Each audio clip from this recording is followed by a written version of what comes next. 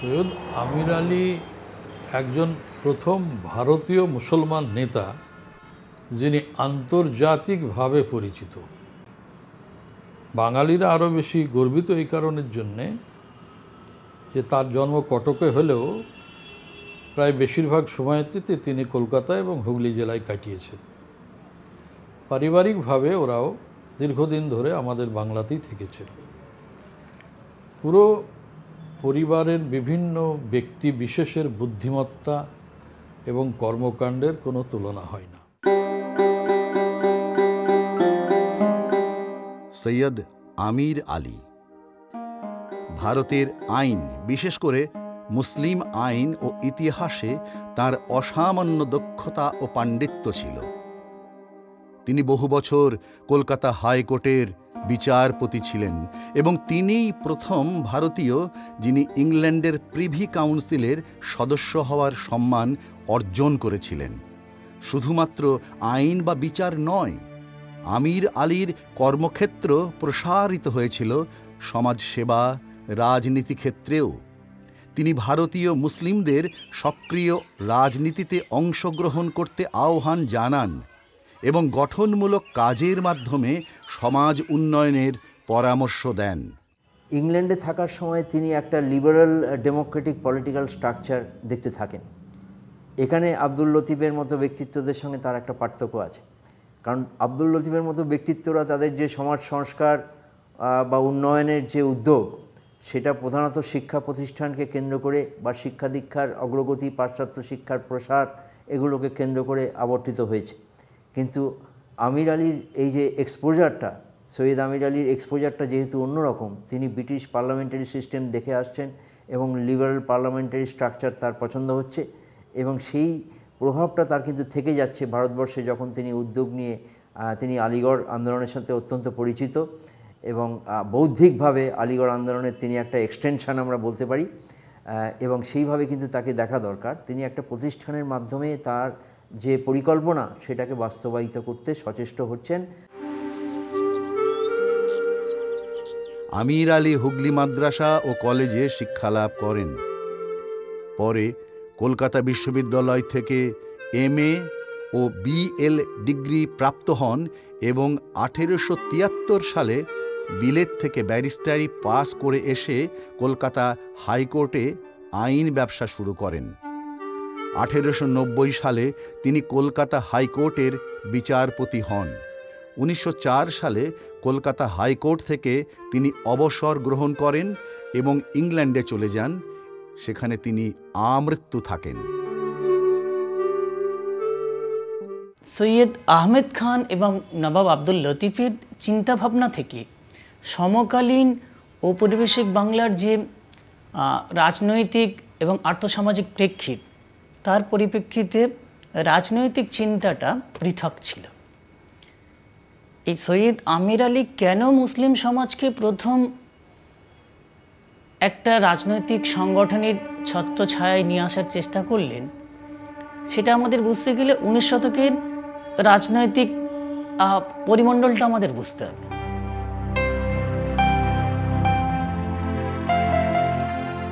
ঊনবিংশ শতাব্দী বাংলার নবজাগরণের জন্য প্রসিদ্ধ ছিল। এই সময় রাজা রামমোহন রায়, ঈশ্বরচন্দ্র বিদ্যাসাগর, কেশবচন্দ্র সেন ধর্ম ও সমাজ সংস্কার আন্দোলনের মাধ্যমে সমাজকে আধুনিক ও প্রগতিশীল করতে চেয়েছিলেন। পরবর্তীতে স্যার সুরেন্দ্রনাথ বন্দ্যোপাধ্যায়, আনন্দমোহন বসু শুরু করেন রাজনৈতিক আন্দোলন, প্রতিষ্ঠা করেন ইন্ডিয়ান অ্যাসোসিয়েশন নামক একটি রাজনৈতিক প্রতিষ্ঠান। অথচ তখনও আমির আলী লক্ষ্য করেছিলেন বাংলা তথা ভারতের মুসলমানদের মধ্যে এক ধরনের উদাসীনতা ও নিষ্ক্রিয়তা। ব্রিটিশ সরকার ও সরকারের কর্মসূচি কোনো দিনই তারা মন থেকে মেনে নিতে পারেননি।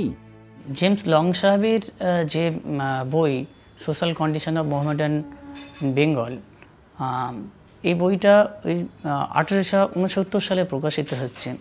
এখানে মুসলমানদের যে সামাজিক অবস্থা, তাদের পশ্চাৎপদ অবস্থা এবং কর্মক্ষেত্রে, চাকরির ক্ষেত্রে যে কন্ডিশনটা, সেটা তিনি তুলে ধরার চেষ্টা করছেন।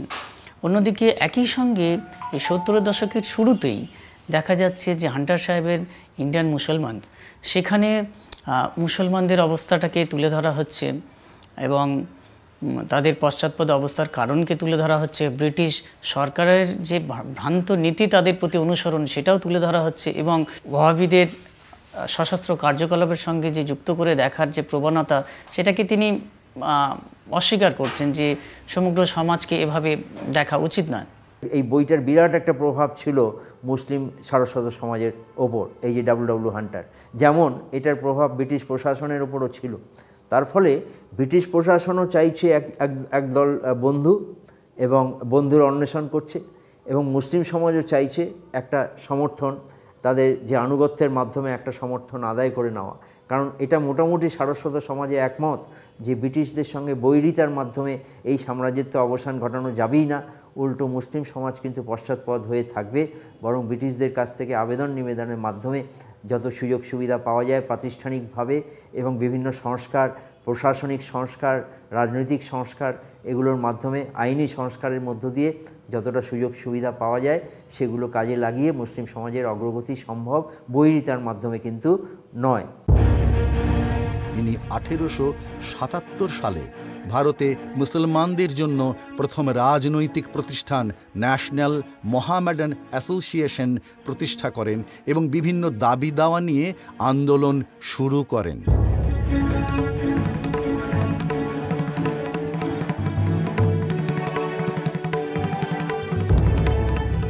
আমির আলী চেয়েছিলেন ন্যাশনাল মোহামেডান অ্যাসোসিয়েশন ব্রিটিশ সরকারের সাথে সহযোগিতার নীতি অনুসরণ করবে, মুসলমানদের মধ্যে পাশ্চাত্য জ্ঞান ও বিজ্ঞান ও প্রগতিশীল চিন্তা ও চেতনার প্রচলন করবে, ভারতীয় মুসলমানদের নৈতিক জীবন সুসংহত করে তাদের পুনর্জাগরণ ঘটানো ছিল এই সংগঠনের প্রধান লক্ষ্য।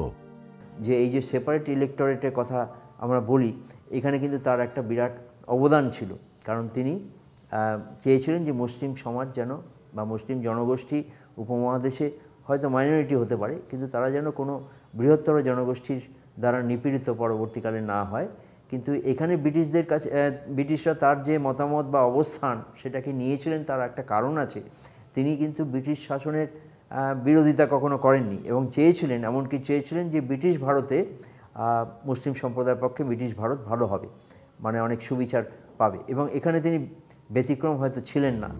ন্যাশনাল মোহামেডান অ্যাসোসিয়েশন 200 জন সদস্য নিয়ে কাজ শুরু করে। আমির আলী এই কর্মসমিতির কর্মসচিব নিযুক্ত হন।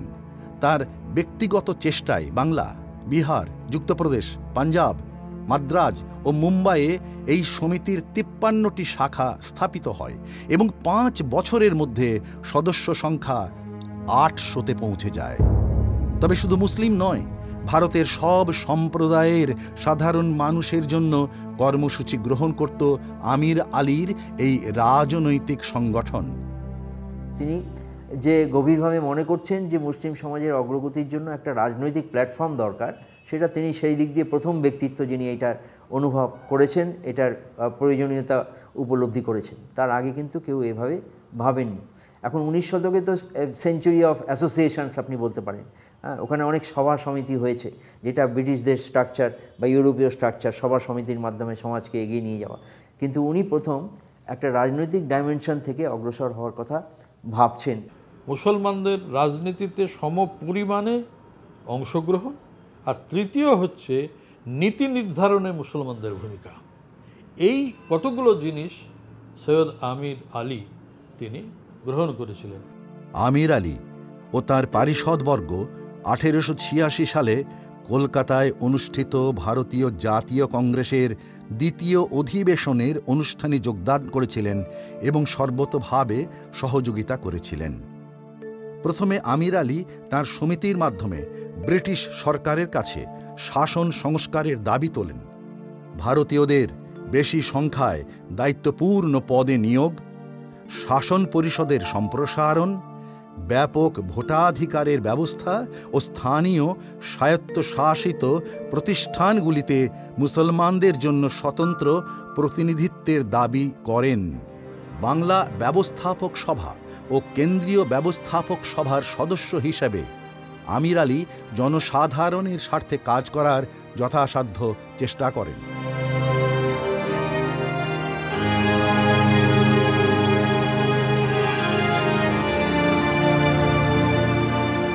তিনি 19th সেঞ্চুরি সাময়িকীতে বাংলার ভূমি সমস্যা ল্যান্ড প্রবলেম অব বেঙ্গল শীর্ষক একটি প্রবন্ধ লিখে সাধারণ মানুষের দুর্দশার প্রতি সরকারের দৃষ্টি আকর্ষণ করেন।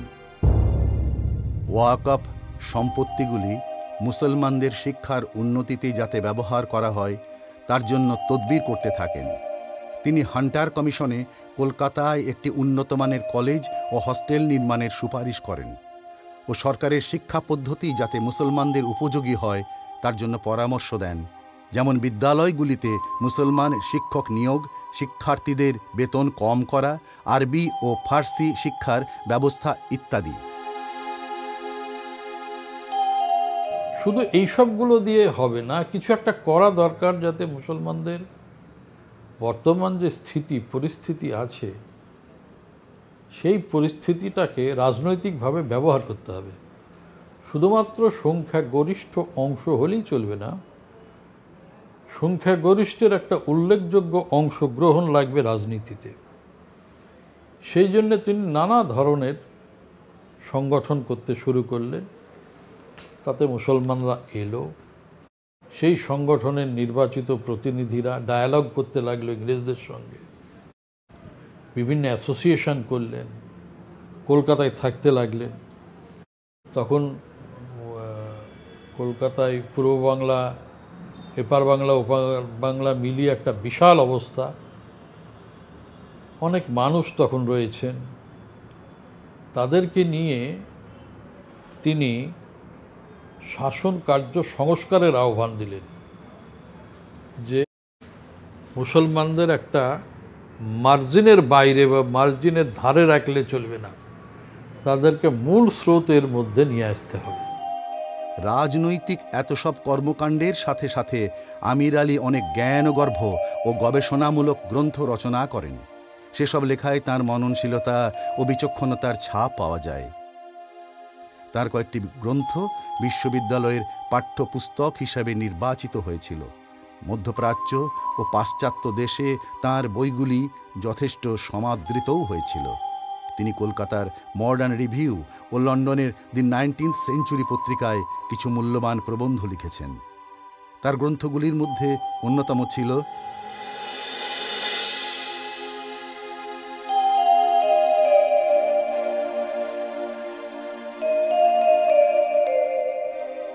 আসলে আমির আলী একজন ছিলেন ট্র্যাডিশনাল মডার্নাইজার।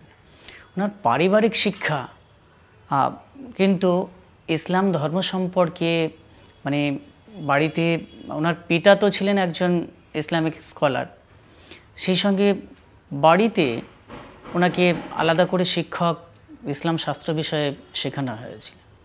এবং যে জন্য আমরা দেখছি যে আমির আলী কিন্তু ইসলামিক শাস্ত্র বিষয়ে যথেষ্ট তার দক্ষতা এবং জ্ঞান ছিল। লেখাগুলো যদি আপনি বলেন, বইগুলোর মধ্যে কী প্রসঙ্গ আলোচিত হতো সেটা খুব গুরুত্বপূর্ণ ঐতিহাসিকভাবে, কারণ ঊনবিংশ শতকের অপরাহ্ন বেলায় ভারতবর্ষীয় মুসলিম সমাজ ওই ধরনের প্রশ্নগুলোকে কেন্দ্র করে আন্দোলিত হচ্ছিল। যেমন ধরুন, যুক্তির মাধ্যমে ঐতিহাসিক ব্যক্তিত্বদের বা ধর্মীয় ব্যক্তিত্বদের দেখা, বা হজরত মোহাম্মদকে বা খলিফাদের দেখা, বা মুসলিম যে ক্লাসিক্যাল সাম্রাজ্য ছিল সেটাকে দেখা, এটা তিনি একটা নতুনত্ব আনলেন। কিন্তু এটা বিচ্ছিন্ন নয়, এটার সঙ্গে আলিগড়ের একটা মিল ছিল। আলিগড়ে মোহাম্মদ শিবলি নোমানিও কিন্তু ওই উর্দুতে লিখছেন উনি। এখানে কিন্তু উর্দু একটা মনে রাখবেন একটা ভার্নাকুলার ল্যাঙ্গুয়েজ, কিন্তু আমির আলী কিন্তু উর্দুতে বা বাংলায় লিখলেন না, তিনি লিখলেন সব কিছুই ইংরেজিতে। প্রফেট মোহাম্মদের জীবন সংক্রান্ত বিষয় বা ইসলাম ধর্ম সংক্রান্ত এবং আরব ইতিহাস সংক্রান্ত বিষয়কে লেখার চেষ্টা করেছিলেন, কারণ এই বিষয়গুলো একে অপরের সঙ্গে সম্পৃক্ত ছিল। এবং ইউরোপে ইসলাম সম্পর্কে যে সমস্ত প্রচলিত গ্রন্থ ছিল, উইলিয়াম মুর প্রমুখ যে ইসলাম সংক্রান্ত যে গ্রন্থ লিখেছিলেন, সেখানে অজস্র ভ্রান্ত তথ্য ছিল। সেইগুলো আমির আলী ভ্রান্ত প্রমাণ করার চেষ্টা করেন, সঠিক তথ্য পরিবেশন করে, যে এই জায়গাগুলো ইসলামের ইতিহাসকে বিকৃত করা হয়েছে। তো সেই কারণে আমি জন্য বলবো যে একটা জুরিস্ট অধ্যাপক, ইসলাম তত্ত্ববিদ। এবং এটা আমি বলবো যে ইসলামকে ডিফেন্ড করার জন্যে আমির আলী আজীবন চেষ্টা করে গেছেন, এবং ডিফেন্ড যুক্তিগতভাবেই করেছেন উনি। এবং ওনার বুদ্ধিমত্তার কোনো তুলনা হয় না। তার যে জ্ঞান, সেই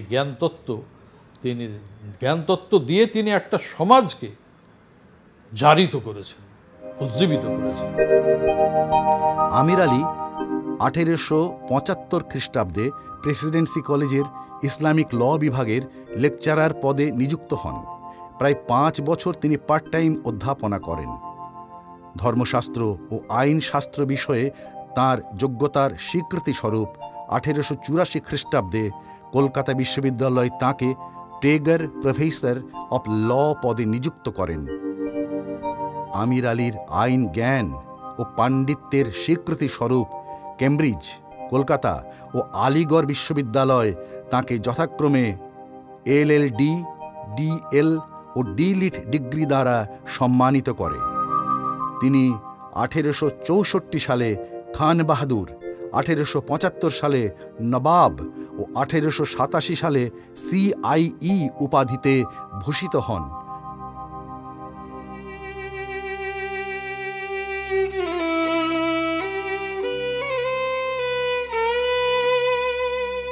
1928 সালের 9 আগস্ট এই দেশপ্রেমী মানুষটির জীবনাবসান হয় ইংল্যান্ডে।